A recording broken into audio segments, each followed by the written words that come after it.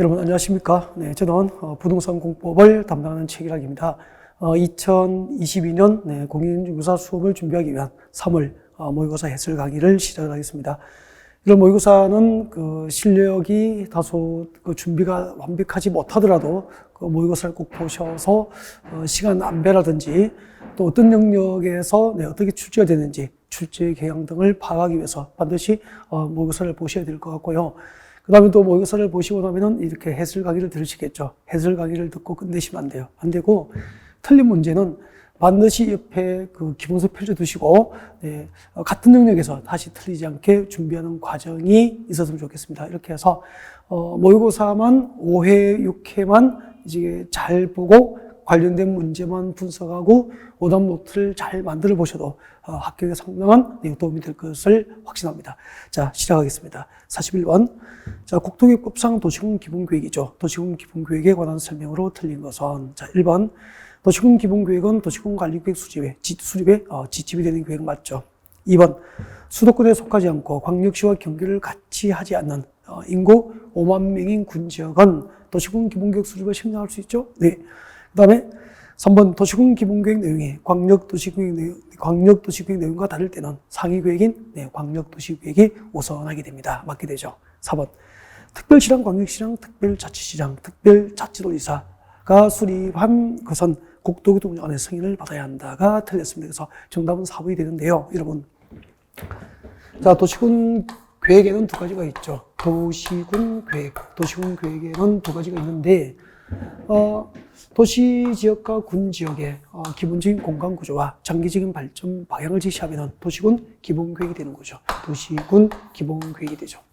그 다음에 자, 이 기본계획에서 장기적인 발전 방향과 목표가 제시되면 이제 거기에 부합될 수 있도록 도시지역과 군지역을 관리하기 위해서 구체적인 정책 6가지를 정책으로 입안하고 결정하면 도시군 관리계획이다라고 하게 되잖아요. 그때 도시군 기본계획을 누가 수립합니까? 라고 하면 무조건 내보지 말고요. 도시군 기본계획은 도시군 계획이니까 하나의 도시나 군 단위로 수립하겠죠. 그럼 도시는 그 도시의 장기적인 발전 방향을 제시하기 위한 장기 정책 계획은 당연히 해당 도시의 시장, 관할 시장이 수립하겠죠. 군지역이라면 군지역의 기본적인 도시 공간 구조를 정하고 군지역의 장기적인 발전 방향을 제시하기 위한 도시군 기본계획이라면 군지역은 관할 군수로 수립하겠죠. 이렇게 이해하시면 되잖아요. 그래서 모든 도시는 시장, 군지역은 군수가 도시군 기본계획을 수립하니까 제일 큰 도시부터 서울은 서울특별시장, 6대 광역시는 광역시장, 세종시는 세종특별자치시장, 제주도는 제주특별자치도지사, 그리고 시지역은 시장, 나머지 군지역은 군수가 수립한다. 그렇게 되죠. 그때 중요한 거. 자, 특별시, 광역시, 특별자치시, 특별자치도까지, 여기까지는 광역이죠. 이 광역자치단체장이 수립한 도시군 기본계획은 승인을 받아야 한다는 승인 규정이 없잖아요. 없고, 누가 수립한 거? 그렇죠. 시당군수죠. 시당군수가 수립한 도시군 기본계획만 관할 도지사 승인을 받도록 규정하고 있죠. 네. 그래서 41번에 4번. 특별시장, 광역시장, 특별시장, 광역시장, 특별자치시장, 특별자치도지사, 즉 광역자치단체장 수립한 도시군 기본계획은 승인에 관한 규정이 없기 때문에 틀린 거예요. 정답은 4번이죠. 42번.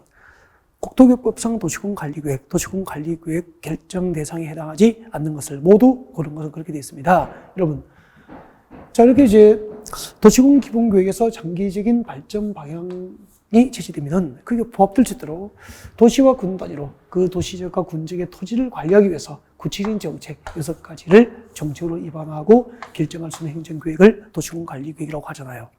예를 들면 도시군 관리계획에 의해서 도시지역과 군지역의 토지 위에다가 용도지역과 그리고 용도지구 그리고 용도지역과 용도지구와 용도구역을 새로 지정도 하고 또 지정된 것을 변경 결정할 수 있는 행정계획이 도시군 관리계획이 되잖아요. 이렇게 해서 제일 마지막에 뭐죠?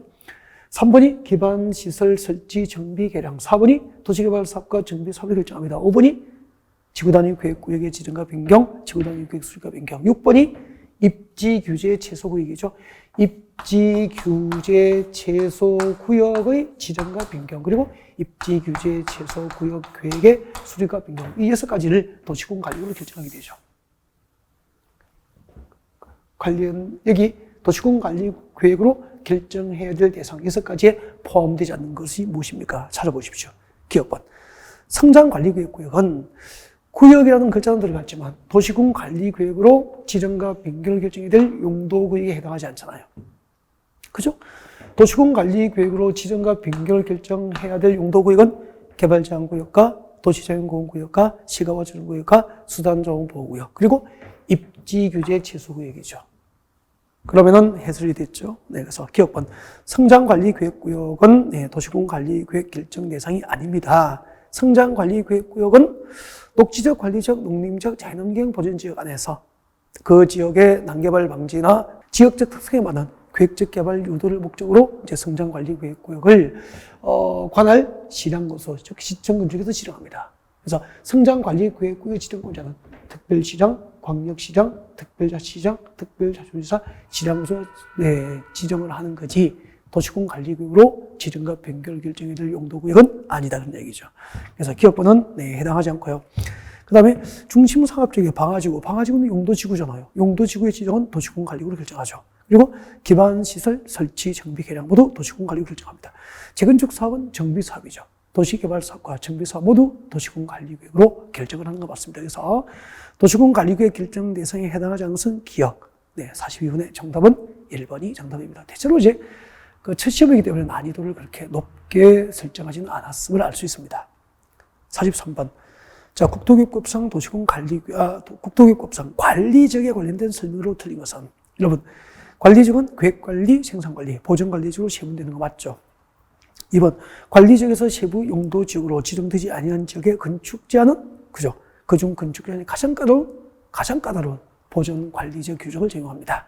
3번, 관리지역 안에서 취락 정비를 목적으로 집단 취락지구로 지정할 수 있다. 집단 취락지구를 지정할 수 있다. 틀렸죠? 3번이 답이에요. 여러분, 취락지구는 2개가 있죠. 여러분, 취락지구 2개가 어떻게 되죠? 그렇죠. 이런 것은 뭐 너무 중요하기 때문에 꼭 암기가 필요합니다. 자연 취락지구가 있습니다. 자연 취락지구가 있죠. 그리고 집단 취락지구를 나누시게 됩니다. 취락지구는 자연 취락지구와 그리고 집단 취락지구로 나누시게 되는데, 자연 취락지구의 지정 목적이 어떻게 되죠? 나오라 그래. 자동으로 나와야 됩니다. 녹관농자, 즉 녹지지역, 관리지역, 농림지역, 자연환경보전지역 안에서 취락 정비를 목적으로 지정하면 이름이 자연취락지구잖아요. 그러니까 법적으로 자연취락지구 지정이 허용되는 용도지역은 녹지지역, 관리지역, 농림지역, 자연환경보전지역 안에 취락 정비를 목적으로 지정하면 자연취락지구가 되는 거죠. 집단취락지구는 어떻게 되죠? 집단취락지구의 지정 목적은 개발 제한구역이죠. 개발 제한구역 안의 취락 정비가 목적이죠. 그래서 개발 제한구역 안에 지정된 취락지구 이름은 집단취락지구, 그리고 녹관 농자 안에 지정된 취락지구 이름은 자연취락지구, 이렇게 되는 거죠. 그래서 3번, 관리지역 안에서 취락 정비를 목적으로 지정하면 집단취락지구가 아니고 뭐죠? 그렇죠. 자연취락지구로 지정할 수 있게 되죠. 3번이 정답이에요. 44번. 국토교육법상 도시군계획 조례로 정할 수 있는 컴퓨터 지단도, 조례로 정할 수 있는 컴퓨터 지단도가 가장 큰 용도지역을 찾아라라고 되어 있습니다. 여러분, 21개 용도지역별 대통령령이죠. 대통령령으로 허용하는 건물과 용적률의 지단도는 꼭 암기를 해야 되죠. 당연히 암기하셔야 되죠. 네, 이것은 뭐 해설. 3종 일반 주거지역은 50이죠. 50% 이하 부분에서 각 시군 조례로 정하게 됩니다. 자, 일반 상업지역입니다. 일반 상업지역은 중심 상업지역 90, 일반 상업지역 80. 생산관리지역은 얼마죠?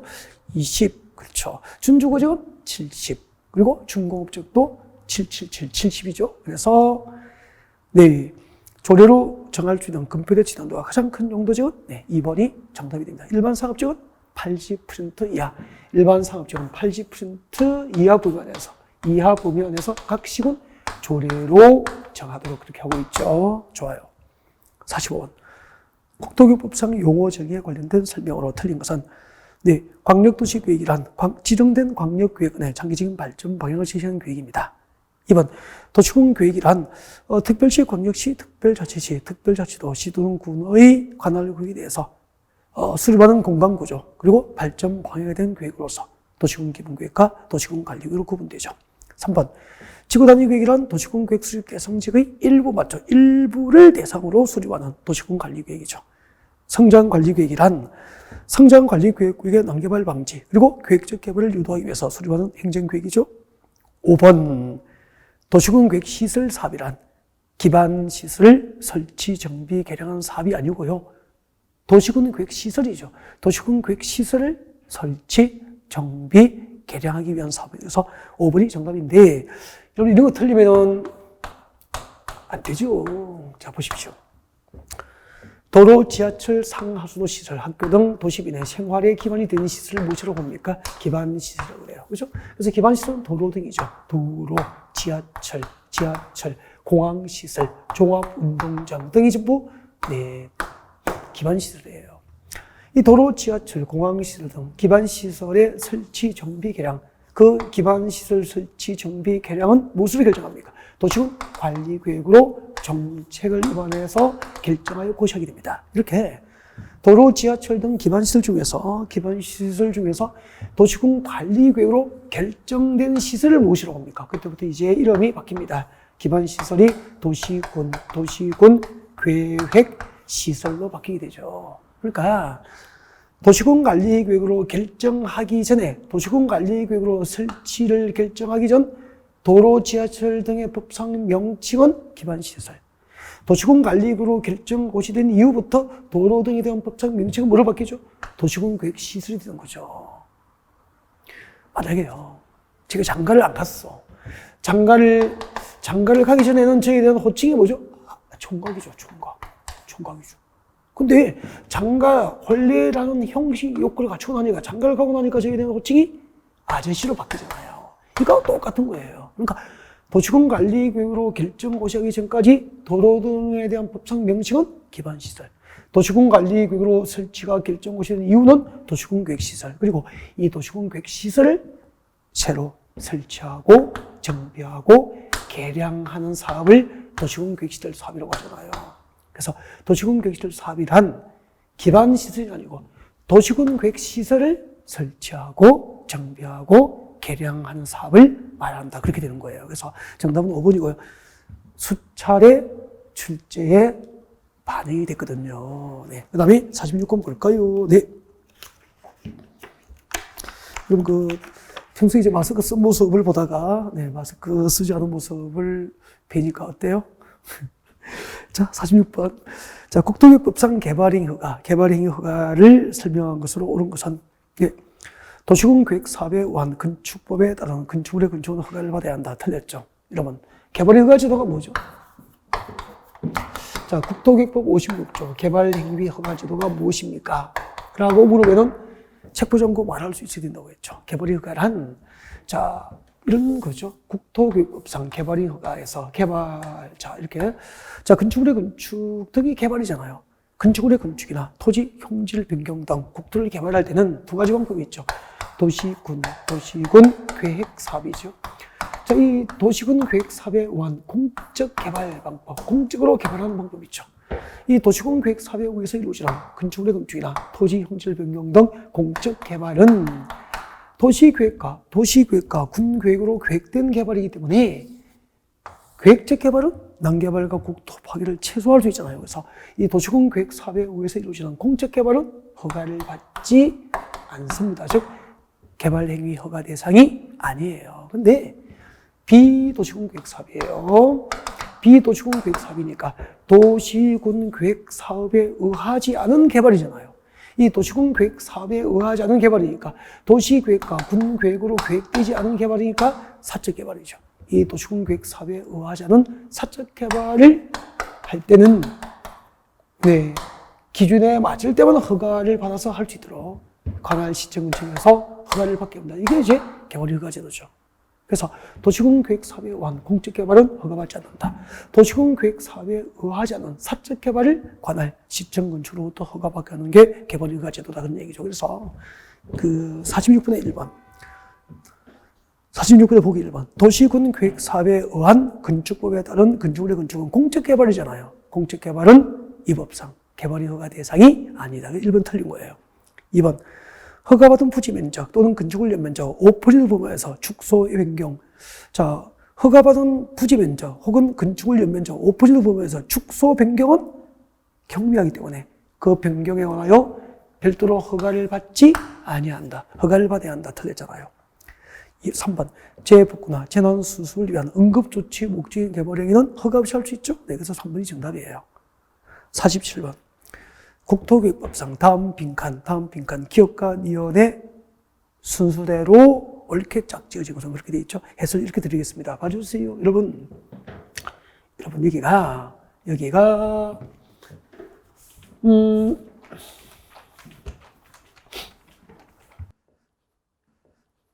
여기가 여러분 서울이에요.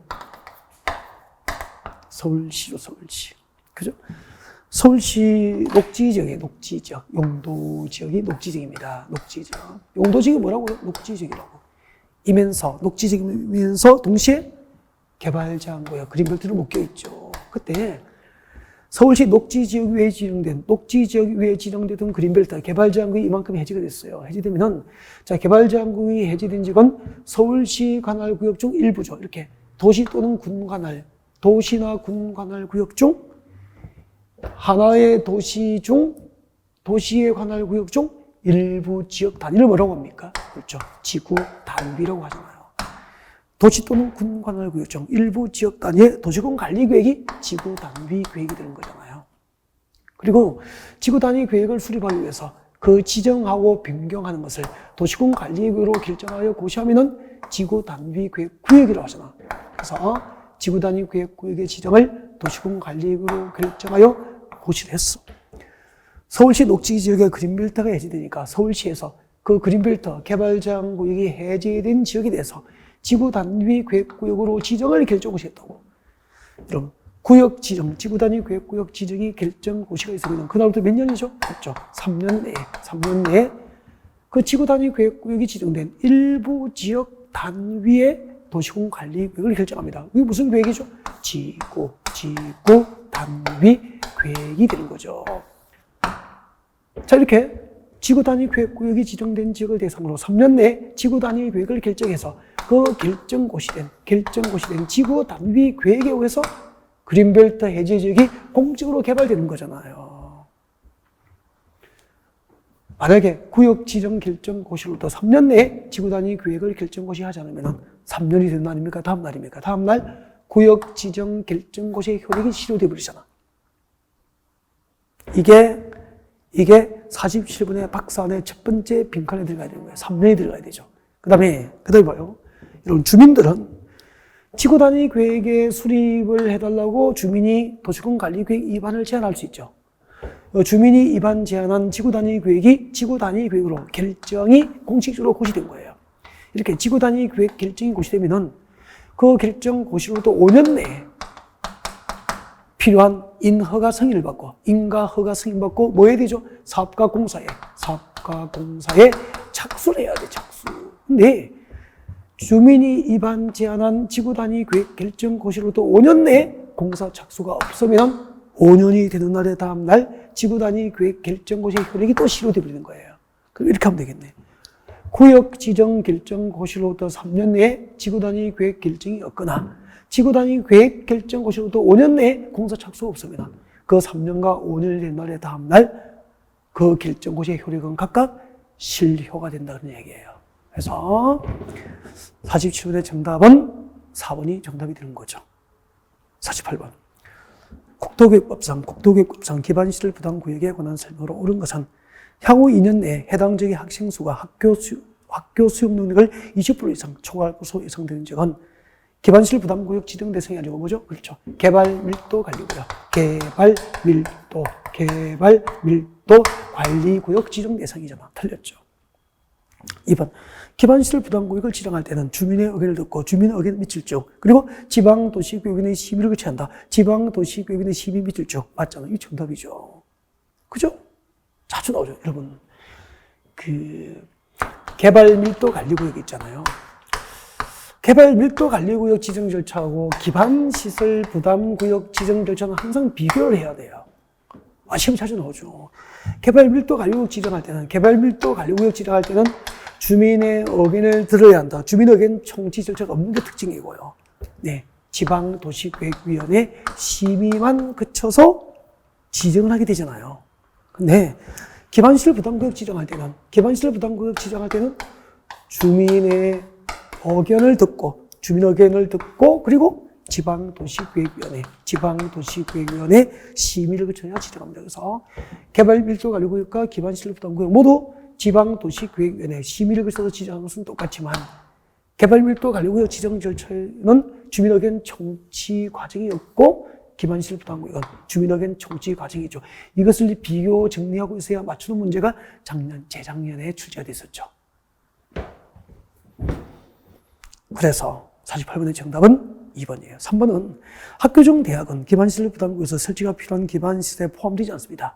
학교 중 대학은 기반시설 부담구역에서 설치가 필요한 기반시설에 해당하지 않죠. 그 다음 4번. 기반시설 부담구역은 기반시설이 적절하게 배치될 수 있는 규모에서 최소 얼마? 10만. 최소 10만 제곱미터 이상 규모로 지정을 해야 됩니다. 5번. 기반시설 부담구역이 지정되면 기반시설 설치 계획을 수립하여야 하고 이를 도시군 관리계획이죠. 도시군 기본계획이 아니고 도시군 관리계획 입안에 반영되어야 됩니다. 왜요? 기반시설 설치 정비 계량은 도시군 관리계획으로 결정이 될 대상이니까 이해가 되죠. 도시군 기본계획이 틀린 거예요. 49번. 국토교육법상 도시군 계획시설 부지, 매수 청구에 관련된 설명으로 오른 것은 도시군 계획시설 결정고시로부터 10년 내에 사업이 미집행되고 지목이 대인 토지 소유자는 매수 청구를 할 수 있죠. 단 해당 토지에 있는 건축물과 기타 정착물도 매수 청구 대상에 포함이 됩니다. 제외가 틀렸잖아요. 10년 미집행에 지목이 대인 토지는 매수 청구할 수 있는데 그 토지에 있는 건축물과 기타 정착물도 매수 청구 대상에 포함되잖아요. 2번, 단계별 집행계획이 수립되거나 그에 상당한 절차가 진행된 경우에는 매수 청구 대상에서 제외한다. 틀렸죠. 이런 10년 미집행에 지목이 되지면 매수 청구할 수 있는데 그 도시군 계획시설 사업 절차에서 단계별 집행계획이 아니고 도시군 계획시설 사업 절차에서 실시계획 인가가 고시되거나 그에 상당한 절차가 진행된 경우에는 매수 청구 대상에서 제외됩니다. 그러니까 10년 미집행에 지목이 되지어도 도시군 계획시설 사업 절차에서 실시계획 인가가 고시됐거나 그에 상당한 절차가 진행된 경우에는 매수 청구 대상에서 제외된다. 그렇게 되는 거죠. 네. 그 다음에 내려오시죠. 3번. 매수 청구된 토지의 매수 가격 동그라미. 매수 청구된 토지의 매수 가격. 매수 청구된 토지의 매수 가격에 대해서는 2번. 국토교육부의 규정이 없습니다. 없고 어떤 부분을 준용하죠? 그렇죠. 공치법. 매수 가격에 준용되는 부분 공치법을 준용합니다.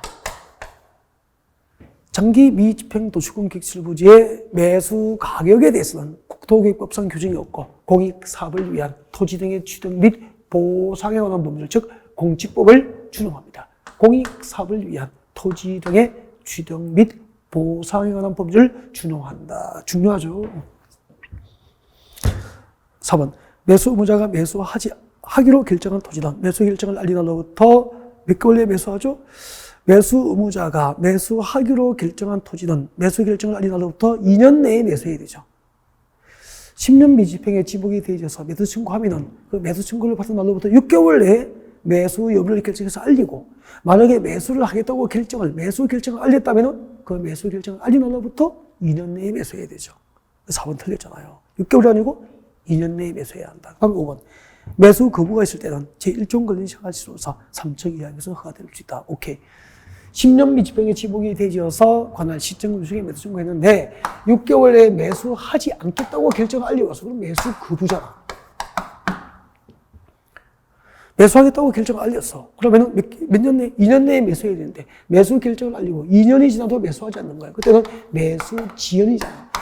이 매수 거부, 매수 지연 시 허가 대상은 이렇게 되잖아. 이거 다 외워야 됩니다. 3층 이하 단독주택, 3층 이하 제1종 근린생활시설, 3층 이하인 제2종 근린생활시설, 그리고 공작물 설치는 허가될 수 있죠.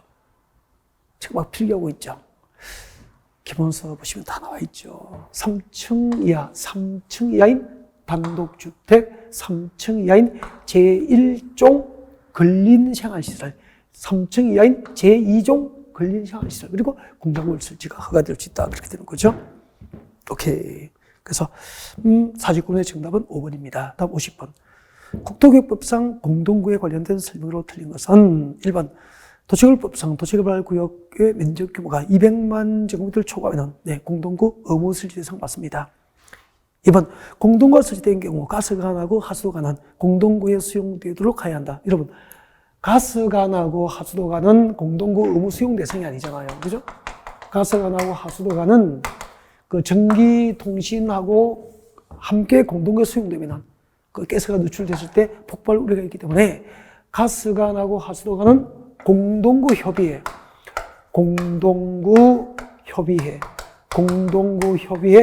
심의를 거쳐서 수용할 수 있다. 임의적 수용 대상이에요.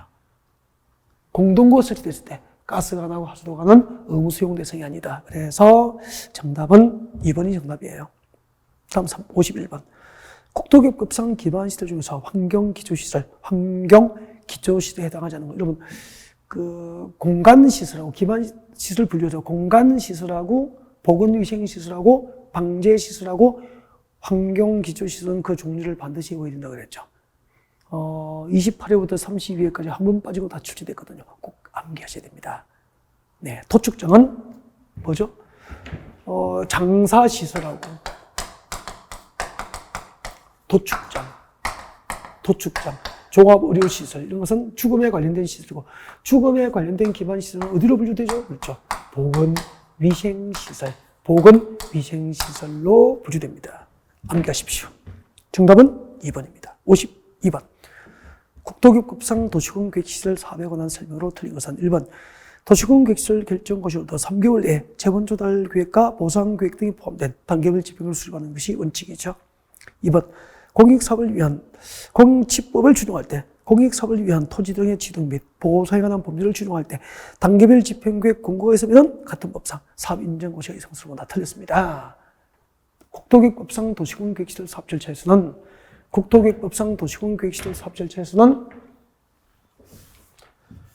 사업시행자가 토지를 수용할 때 다음과 같은 특례를 허용하게 되잖아요. 도시공계획시설 사업 시행자가 토지를 수용할 때는 실시계획인가가 고시되면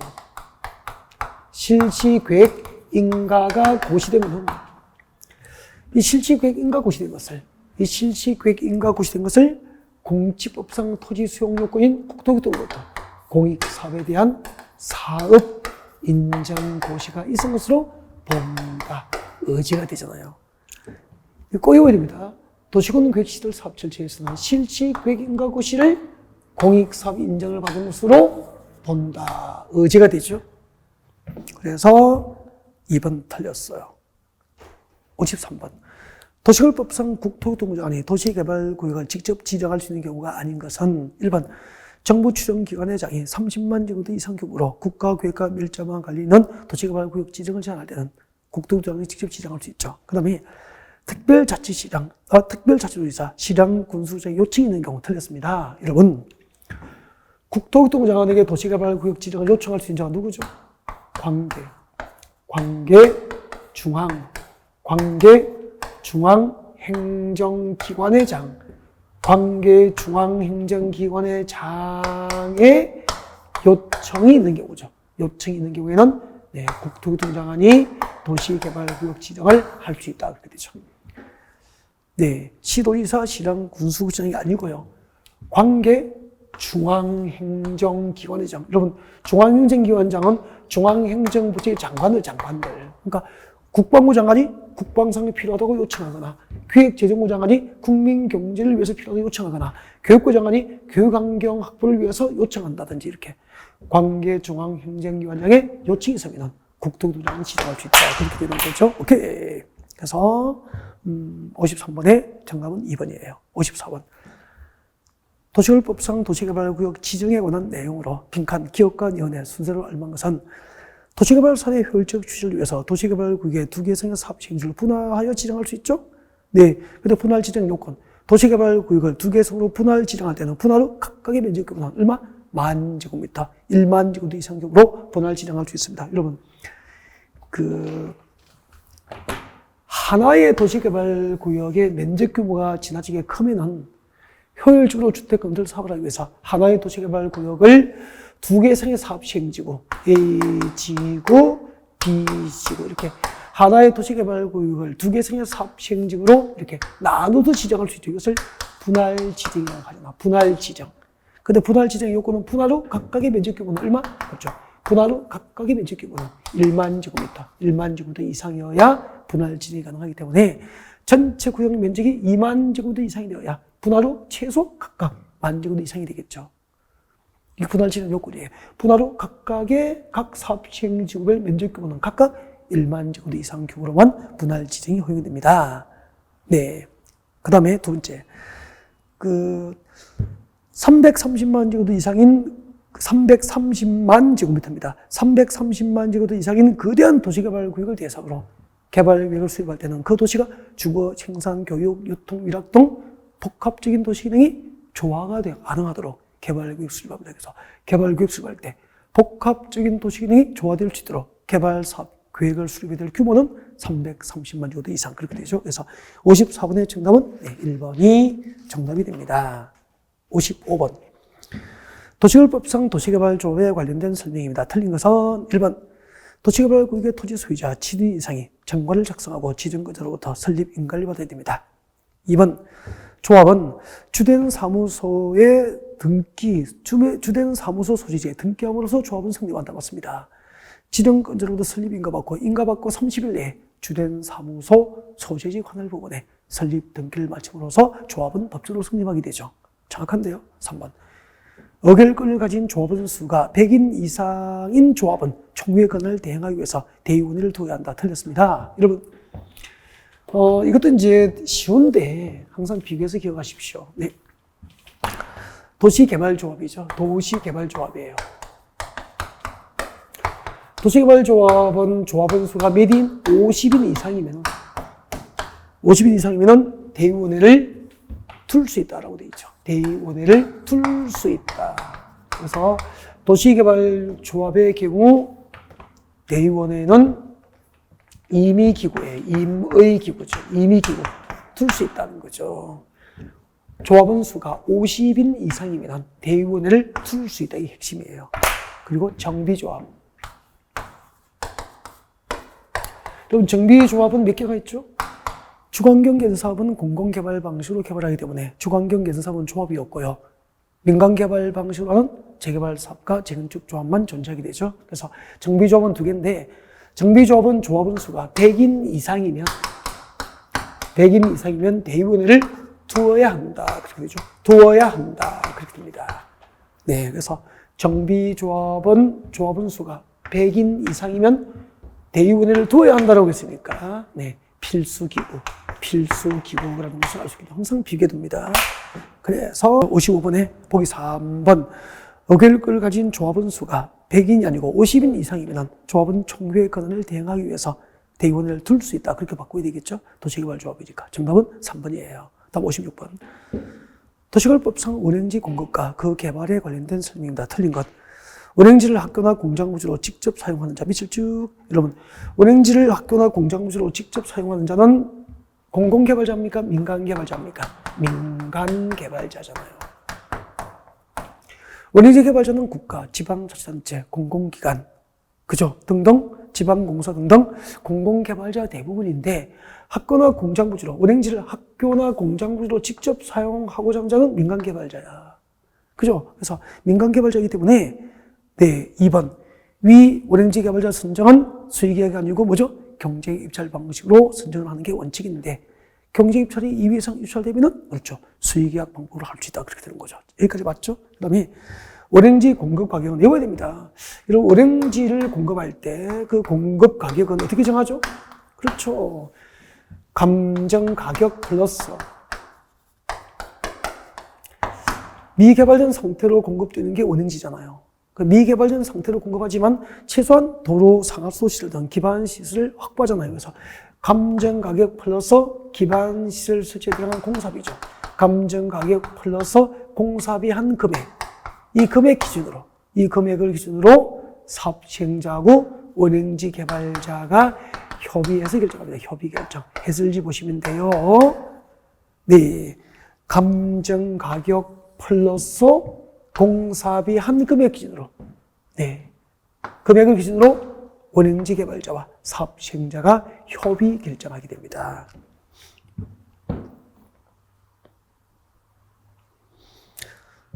(56번의) 정답은 3번이에요. (57번) 도시개발법상 토지 상환 채권에 관련된 설명으로 틀린 것은 1번 토지 소유자가 원하는 경우로서 토지 등 매수대금 일부 지급을 목적으로 발행합니다. 그래서 매수대금 전부가 틀린 거죠.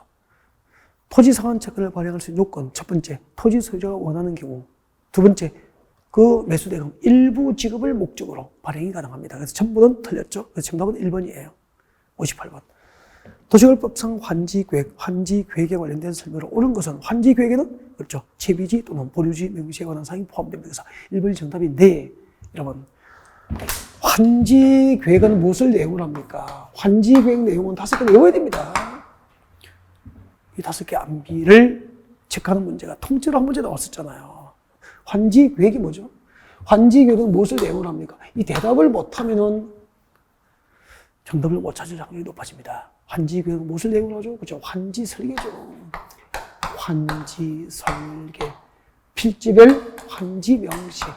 필지별 환지명시. 필지별 권리별로 된 청산 대상 토지 명시. 그리고 이게 나온 거. 채비지, 보류지 명시. 채비지, 보류지 명시. 채비지는 몇 번지 몇 제곱미터 있는지, 보류지는 몇 번지 몇 제곱미터 할 건지, 이런 것들. 그리고 입체환지용, 건축물 명시 등을 내용을 하는 계획이 환지계획입니다. 기본수 그대로 있잖아요. 이거 지금 필기하려고 했죠? 네. 기본수 그대로 있습니다. 네. 58번의 정답은 1번인데 2번 봐요. 행정청이 아닌 시행자가 작성한 환지계획은 인가받잖아요. 환지계획은 누구에게 인가받죠? 지정권자가 아니고요. 환지계획 인가권자. 아주 중요해요. 진짜 시험 자주 나오거든. 환지계획은 제주특별자치도지사 특도, 그리고 시장, 군수, 구청장이 인가권자 됩니다. 행정청이 아닌 시행자가 작성한 환지계획은 특별자치도지사, 시장, 군수, 구청장으로부터 인가를 받게 됩니다. 그 다음에 3번 환지로 지정된 토지나 건축물을 금전으로 청산하는 경우로 인가받은 환지계획을 변경할 때는 그 변경에 관한 인가를 받지 아니합니다.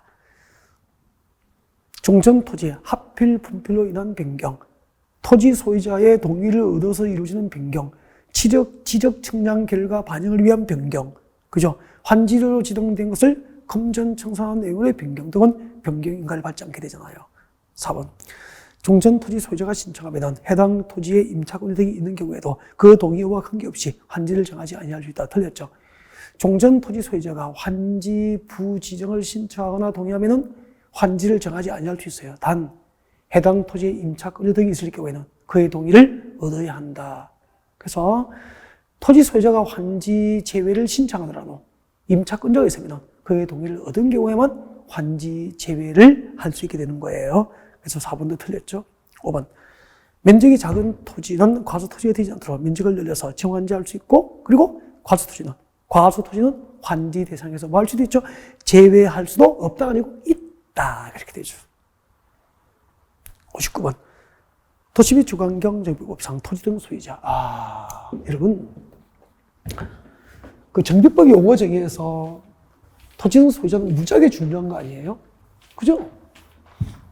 이런 거 제가 그 용어 정에서 별표 2개 해드리죠. 토지 등 소유자. 왜 중요하죠? 도시 및 주거환경 정비법상 토지 등 소유자가 나중에 재개발, 재건축 쪽에 무엇이 되는 거죠? 조합이 되잖아요. 그러면 왜 투자해요? 재개발하고 재건축 투자하는 목적은 조합원이 되려고 하는 거죠. 조합원이 되어야 재개발 아파트, 재건축 아파트 입주권을 받잖아.